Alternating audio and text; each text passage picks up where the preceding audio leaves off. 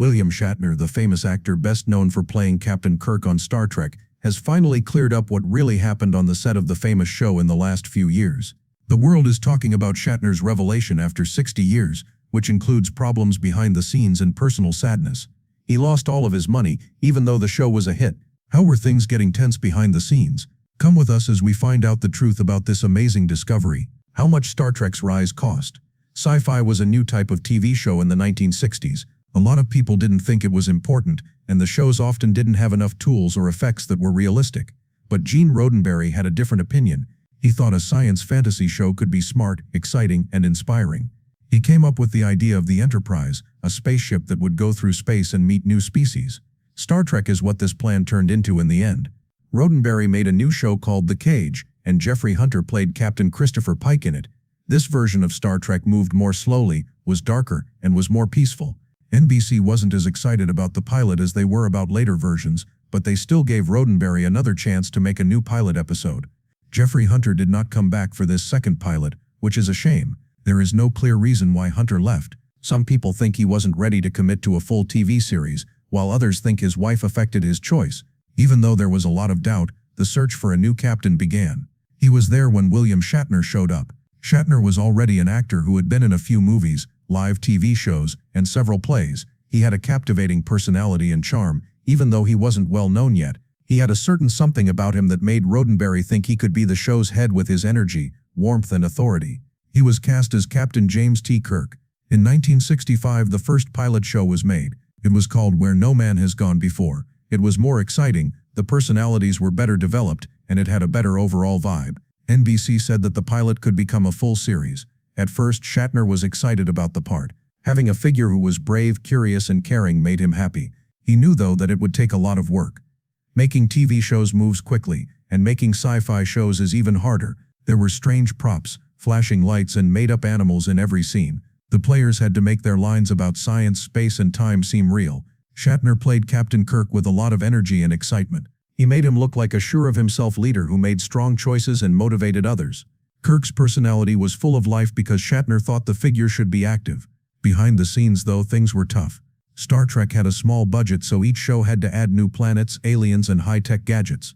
The production team had to get creative with what they had by painting sets in different ways, using props more than once, and filming hallways from different views. Even though there weren't many funds, the special effects were very good for the time and were made with simple tools. Lighting tricks and sparkle effects were used together to make the famous transporter beam effect. Because of these limits, filming was very hard. The days were long, the lines were hard to understand. On a daily basis, the crew had to set up strange lighting and build strange sets. Setting up scenes took hours, and if something went wrong, whole shots had to be redone. A lot of time was spent working under bright lights and in bulky costumes by the group, especially Shatner. The group got tense because Shatner, who was the lead, had the most lines and screen time. Other players felt left out or worn out from working so long. There were times when tempers flared on set. No one was giving it their all, but there was a lot of stress. It felt like each show was a rushed race against time. But there was something wonderful in the air. Even though it was stressful, the show began to come together. People in the crowd began to think of the characters as real people. Captain Kirk was brave, Mr. Spock kept his cool, and Dr. McCoy was very emotional. The stories had interesting plots and also had themes of hope, harmony, and working together. Fans slowly became aware of the show. At first, the products, even though it didn't get great ratings at first, it finally gained a loyal following. People liked that the show had both exciting parts and deeper ideas. Their view of a better future was praised in Star Trek. William Shatner played Captain Kirk, who was the main character of the story. His strong performance made the show more powerful. His energy made scenes more interesting that might not have seemed believable otherwise. But what did he have to do with the other actors?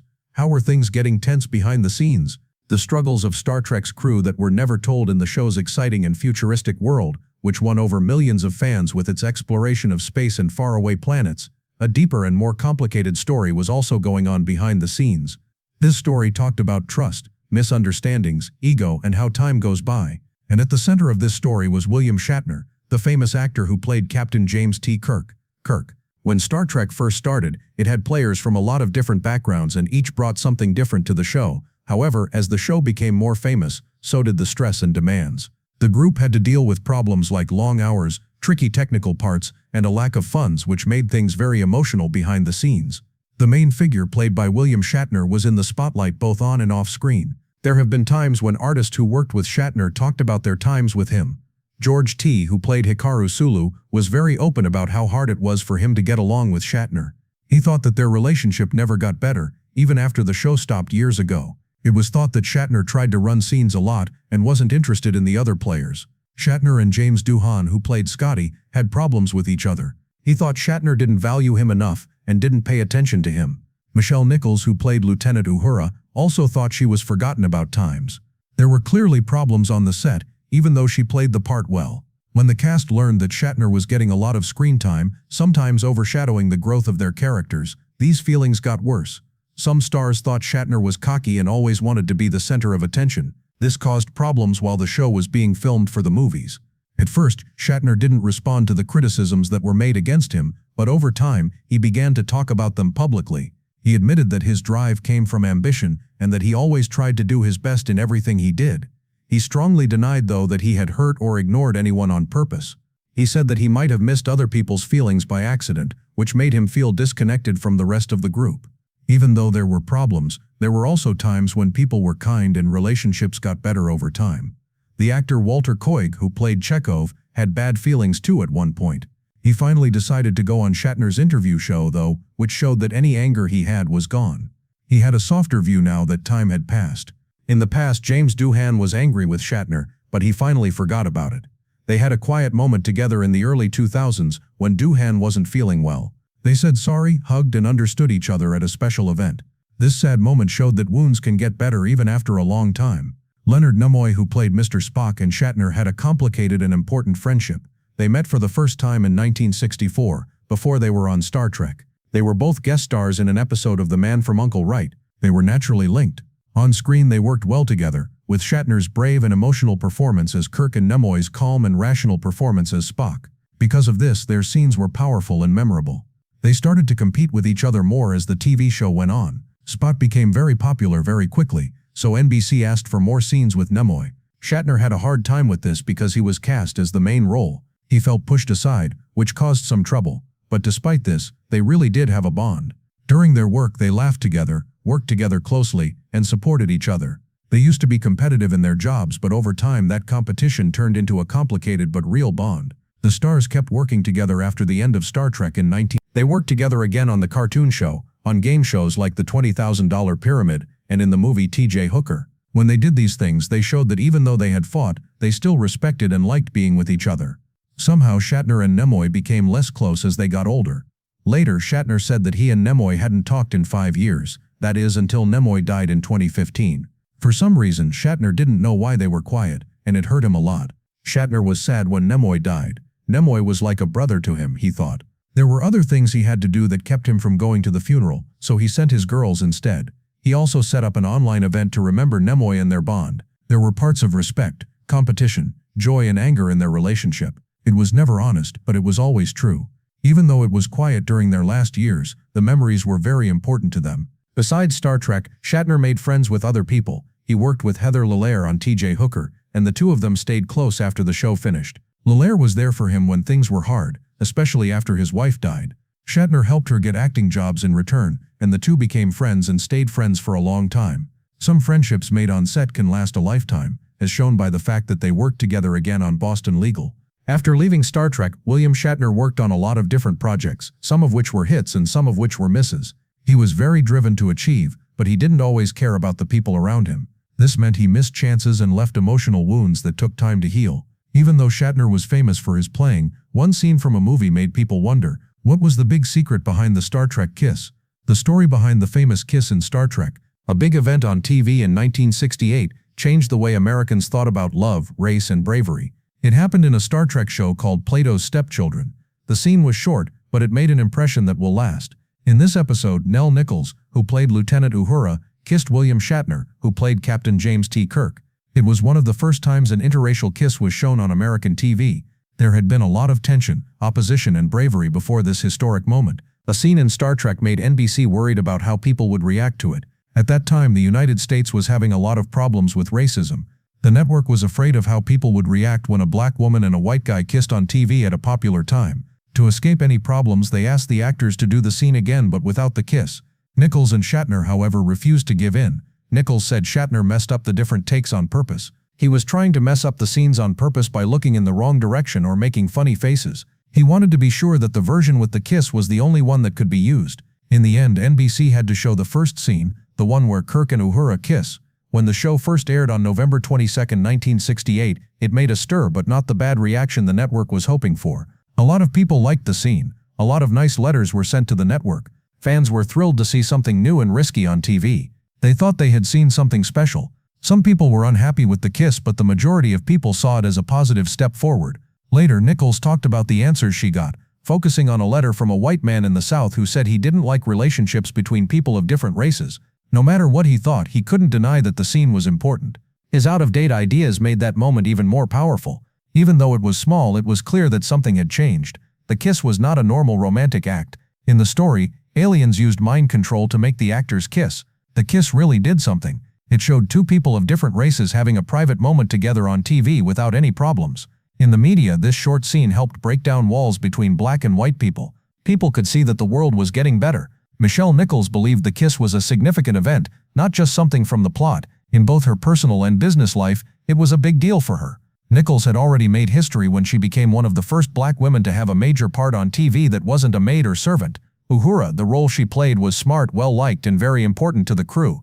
The kiss added to her power by showing that race or skin color shouldn't get in the way of love, respect, or connection. Since then, this moment has been seen as a turning point in both TV history and American culture. Young people who saw this were moved because they saw a world where people of different races could work together as equals.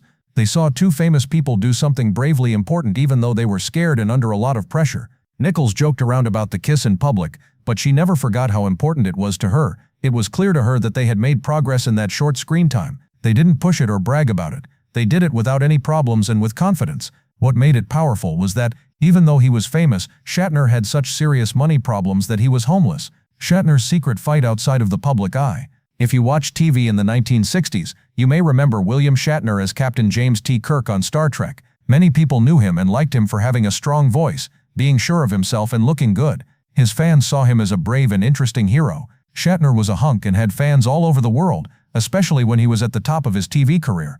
Outside of the public eye, William Shatner was having problems that no one could see. Even though Shatner played a brave space captain in movies, he was unsure and scared in real life. His fame from Star Trek didn't last forever. Shatner felt lost when the first series finished in 1969. It was hard for him to get regular work, and it was hard for him to move away from his famous part.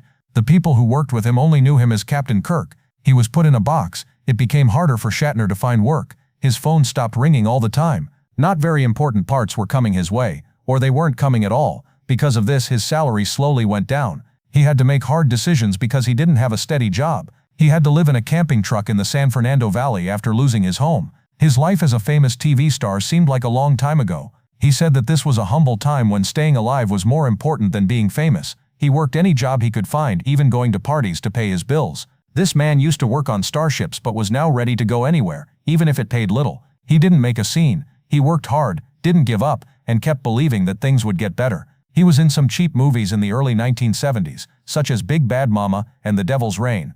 Although these movies didn't do very well, they gave him the chance to keep playing. He also had parts in TV movies and showed up on famous shows as a guest. He played the bad guy a lot of the time, but he also played police officers and strange people. Every job he had brought him closer to a more stable job. Critics started to notice his ability, even though he only made a few appearances. He made a claim for his role as a lawyer in the Andersonville trial. Even though he never became famous, it was clear that he still loved playing. To make extra money, Shatner went on game shows.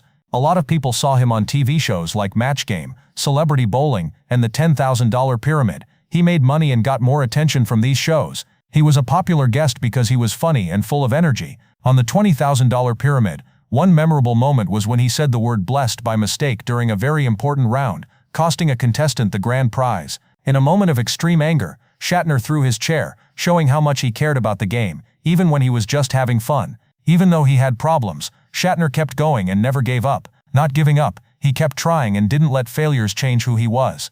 He got a new chance when he started working in advertising. Beginning, he was in ads for food shops and different foods. A lot of people in Canada saw him promote shops like Loblaws. He was no longer just known as the man from space. He was well known in everyday life, where he promoted butter and groceries with the same charm he used on spaceships. Shatner stayed determined through all of these problems. How much did his fame cost him? How did Star Trek change his family and personal life?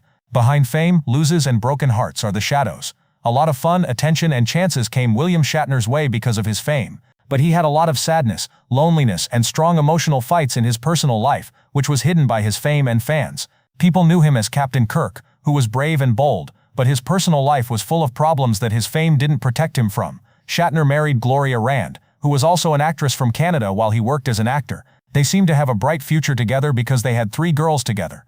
But as Shatner's part in Star Trek became more well-known, more people wanted to see him. They had trouble getting along because they had to work long hours, travel a lot, and work in a very competitive business. Shatner pulled away, not on purpose but because of the stress of his job. He finally broke up with Gloria during the first season of Star Trek, and they were no longer married in 1969. This choice affected not only their relationship, but also his job as a dad. In the end, Shatner said that he wasn't always there for his girls like he would have liked to be. As time went on, Shatner tried to find love again by getting married to Marcy Lafferty. They were married for more than 20 years, which was his longest partnership. While they were married, they never had children together, and in 1996 they got a divorce for personal reasons. Their relationship was hard to last because of his busy life, the fact that fame is always changing things, and mental baggage from the past. The saddest time in his personal life was when he was married to Naren Kidd for the 3rd time. He thought it was a new beginning when they got married in 1997. He told her straight out that he loved her and cared about her. Naren did, however, have problems with drinking, a disease that affects many people without them realizing it. Though they loved each other, her drug use brought a lot of problems that love alone couldn't fix. She went to rehab more than once, and Shatner was there for her and hoped for her healing. Leonard Nimoy, his friend who also struggled with drinking, also tried to help. Naren wasn't ready to give up though, because addiction is a hard and cruel disease. When Shatner got home in August 1999, he found that his wife had drowned in their pool. This event changed his life in every way. Tests showed that she had drugs and alcohol in her blood, but there was no sign of foul play. The sickness she had been fighting for years led to the terrible accident. Shatner was filled with sadness. She was very important to him, and her death hurt him a lot.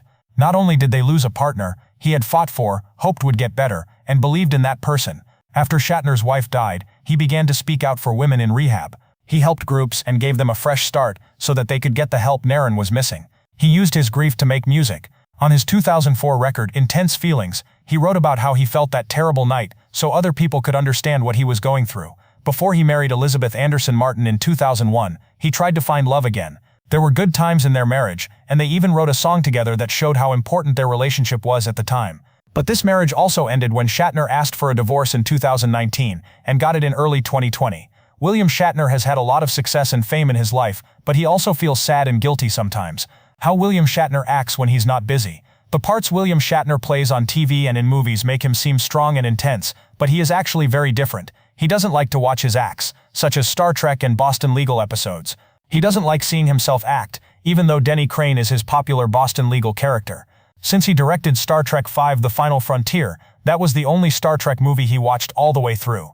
Shatner has a green card and has lived in the US for a long time. His path hasn't been easy, even though he's been successful.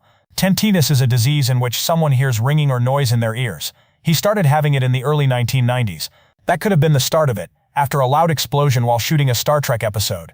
He thought about the sound harm for a long time. Luckily, Shatner got better by going to treatment. A small gadget that played soft white noise in his ear helped his brain forget about the ringing. He now gives money to an organization that helps people with tinnitus and spreads information about it. Shatner's joints started to swell and hurt as he got older, which is a normal part of getting older. He chose to use cannabidiol oil, a natural pain reliever made from cannabis that doesn't get you high, to deal with his pain. He is very open about using it to feel better. Shatner also got hate mail online. People didn't like that he backed Autism Speaks in 2017 because some people with autism didn't think the organization spoke for them. Online arguments got very hot over this and went on for days. Later, Shatner tried to make it clear that his intentions were not fully known. In 2020, he got into more Twitter fights over being called a straight white cis man, which is a word that has to do with gender and identity. Then in 2021, something he said about a Jewish convert of color caused more trouble. But in 2023, actor Brent Spiner said that Shatner's Twitter account was mostly run by a worker and not by Shatner himself. This helped me understand what was going on. William Shatner has had a lot of ups and downs in his life, such as successes, health problems, challenges, and getting better. Even though he is famous, he is a sensitive person who deals with his problems alone and always has a strong attitude. What really did Shatner say about Star Trek? What did he say he felt bad about? The peace that William Shatner finally found. There were lots of goals, cameras and attention for William Shatner when he was young. He was known all over the world as the Star Trek face, but fame came with stress, and he often put himself first behind the scenes. He worked hard and tried to be successful, but he didn't always think about how other people felt. He talks honestly about this time in his life in his recent writings, especially in his book Boldly Go, which came out in 2022. He now admits that he was too focused on himself during the first season of Star Trek. He had no idea at the time how his actions affected his coworkers, friends, and even people he cared about. Because he was getting older, he was able to think about his past more clearly. Shatner, who is now in his 90s, talks in a soft voice that shows how much he knows. Having lost some relationships in his life makes him sad. His sadness comes from the fact that some people he used to work closely with are no longer in his life. He no longer thinks that fame is the most important thing. He values emotional connections, deep talks, real friendships, and honest feelings the most right now. In 2021, he went through a very important and moving event. He went to space with Blue Origin when he was 90 years old. For someone who had been a spaceship captain for a long time, it was a strange moment. But being in space wasn't as exciting as he thought it would be. He wasn't excited. Instead, he was filled with so much emotion. He saw how small, fragile, and beautiful Earth looked as he looked down at it. This point of view stuck with him and made him think about what's important in life besides success and praise. He felt like he knew the world around him better and was more linked to everything and everyone. Shatner says that Star Trek changed his life in a big way. At first it was just a part, but the show's lessons of unity and forgiveness began to change the way he saw life. He now values being honest and open in order to find peace and quiet. Even after 60 years, Shatner still learns and grows, which is the most satisfying part of his journey for him. How do you feel about the problems William Shatner had? In the end, was it all worth it? Let us know what you think in the comments, and don't forget to like, subscribe, and click the bell to get more exciting stories about your favorite stars.